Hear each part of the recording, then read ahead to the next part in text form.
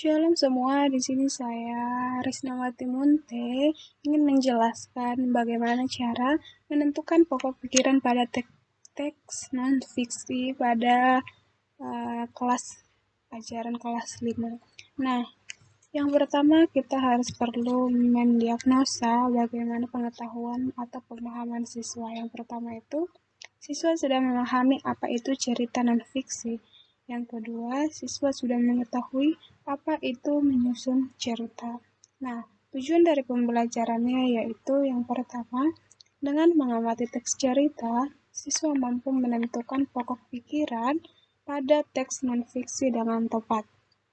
Nah, yang berikutnya yaitu alur pembelajaran yang akan dilakukan pada pembelajaran yang menentukan pokok pikiran pada teks non-fiksi ini yaitu yang pertama, guru memberikan pertanyaan kepada siswa mengenai pengertian apa itu sebenarnya non-fiksi. Yang kedua, guru meminta siswa untuk memperhatikan modul bagian ayo membaca dan mengarahkan siswa untuk mengikuti kegiatan yang tertera. Sehingga ketika siswa sudah membaca, maka mereka diarahkan untuk mengikuti kegiatan-kegiatan yang ada pada setiap modul tersebut. Dan yang ketiga, guru memberikan siswa kesempatan untuk mengemukakan pendapatnya mengenai apa itu non-fiksi. Sehingga sebelum membaca, guru juga terlebih dahulu memberikan kesempatan kepada siswa untuk mengemukakan pendapatnya tentang non-fiksi. Nah, dan yang keempat adalah guru mengarahkan siswa untuk melihat kembali bacaan yang ada. Dan yang kelima, dari bacaan di samping, guru meminta siswa untuk menentukan pokok pikiran dari bacaan tersebut. Nah, bacaan yang ada pada di samping ada dua, sehingga mereka juga akan menentukan pokok pikiran pada setiap bacaan yang sudah disediakan pada bacaan di samping. Dan yang keenam yaitu setelah itu guru menjelaskan kembali materi tentang teks non-fiksi dari sistem gerak organ makhluk hidup. Nah, pemahaman yang akan dijelaskan oleh guru kepada siswa yaitu yang pertama, bagaimana guru menjelaskan kepada siswa yaitu cara menentukan pokok pikiran dalam teks non-fiksi, yaitu ada 3 cara. Nah, yang pertama, mengetahui kalimat pokok atau kalimat inti yang terletak pada awal teks. Yang kedua, terletak di akhir. Dan yang ketiga, terletak pada pokok pikiran yang berada pada keseluruhan teks dengan cara menyimpulkannya. Nah, setelah itu, guru juga akan menjelaskan bahwa pokok pikiran pada dasarnya memiliki beberapa sebutan lain. Nah, yang pertama itu ada yang menyebutnya sebagai ide pokok, ide pemikiran, ada pula yang menyebutnya dengan kalimat pokok.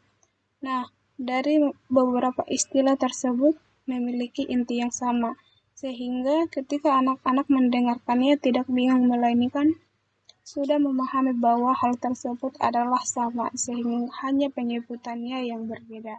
Sama saja dari beberapa istilah tersebut memiliki inti yang sama. Nah, sekarang langkah selanjutnya yaitu guru meminta siswa untuk memberikan pendapat tentang apa fungsi ide pokok. Nah, sebelum menjelaskan terlebih dahulu, maka guru juga dapat meminta siswa untuk memberikan pendapat bagaimana pemahaman mereka tentang mengetahui apa itu sebenarnya fungsi ide pokok dari setiap paragraf. Sehingga ketika mereka sudah menyampaikan pendapatnya, maka nomor 8, guru memberikan penjelasan tentang fungsi ide pokok. Nah, jadi di sini guru akan memberikan pemahaman kepada siswa dengan menjelaskan fungsi ide pokok kepada setiap siswa. Nah, penjelasan yang dilakukan yaitu bahwa Dilansir dari laman upi.edu, fungsi ide pokok adalah memberikan penjelasan dari inti suatu bacaan atau paragraf, sehingga membaca dapat dengan mudah memahami paragraf tersebut dan menjelaskan inti dari suatu paragraf. Dengan mengidentifikasi ide pokok, maka dapat mengetahui ide utama dari paragraf tersebut. Nah, penjelasan tersebut dapat memberikan pemahaman kepada siswa bahwa ketika sudah mengetahui apa itu ide pokok, maka memudahkan pemahaman siswa mengenai paragraf tersebut, sehingga mereka mengetahui apa sebenarnya inti dari bacaan yang sudah dibaca. Nah, nomor 9, guru menjelaskan kepada siswa ciri-ciri dari ide pokok. Tetapi sebenarnya perlu juga guru meminta siswa untuk memberikan pendapat apa sebenarnya ciri-ciri ide pokok tersebut. Nah, setelah itu, guru meminta siswa melakukan aktivitas tentang menentukan ide pokok dari bacaan yang disediakan. Tapi sebelumnya, guru perlu juga untuk lebih menjelaskan kepada siswa ciri-ciri dari ide pokok tersebut. Nah, yang pertama, ciri-ciri ide pokok. Penjelasan yang dilakukan oleh guru yaitu sebenarnya bahwa ciri-ciri ide pokok itu memiliki kalimat pendukung. Nah, kalimat pendukung tersebut yaitu kalimat pengimbangan atau penjelasan. Sehingga dari kalimat atau ide pokok, maka diperlukan kalimat pendukung sebagai pengembangan atau pengembangi dari penjelasan yang dilakukan dari ide pokok tersebut.